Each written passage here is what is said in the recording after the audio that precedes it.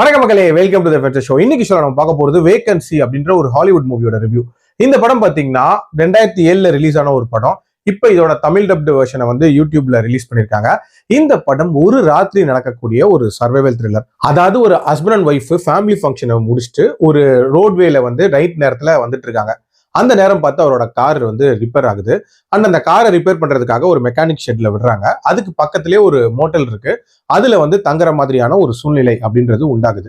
அந்த மோட்டலுக்குள்ள நுழையும் போதே இதுல வந்து ஏகப்பட்ட ஆபத்து இருக்கு அப்படின்ற மாதிரி அலறல் சத்தம் எல்லாம் கேக்குது.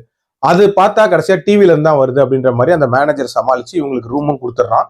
அந்த ரூம்குள்ள இவங்களும் போறாங்க. போனதுக்கு அப்புறம் இவங்களுக்கு என்னென்ன மாதிரியான சம்பவங்கள் நடக்குது, அதுல இருந்து வெளியே வந்தாங்களா இல்லையா அப்படின்றத அந்த படத்தோட கதை.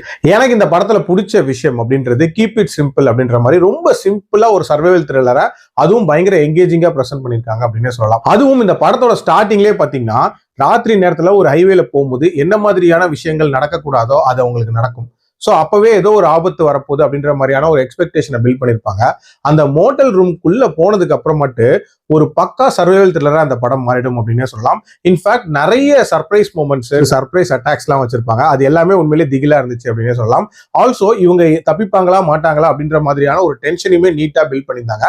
ஆல்சோ இந்த படத்தோட ஸ்கிரீன் பிளே அப்படின்றதுமே பயங்கர கிரிப்பிங்கா அமைச்சிருந்திருப்பாங்க. அண்ட் டியூரேஷனும் அதுக்கு ஏற்ற மாதிரி 1.5 மணி நேரத்துக்குள்ள முடிக்கிற மாதிரி காட்டியிருப்பாங்க. ஸோ அது ஒரு குயிக் வாட்சாவே இருந்துச்சு அப்படின்னே சொல்லலாம். ஸோ ஓவரால் ஒரு இன்ட்ரெஸ்டிங்கான ஒரு சர்வைவல் த்ரில்லர் பார்த்த மாதிரியான ஒரு ஃபீல் கொடுத்துச்சு.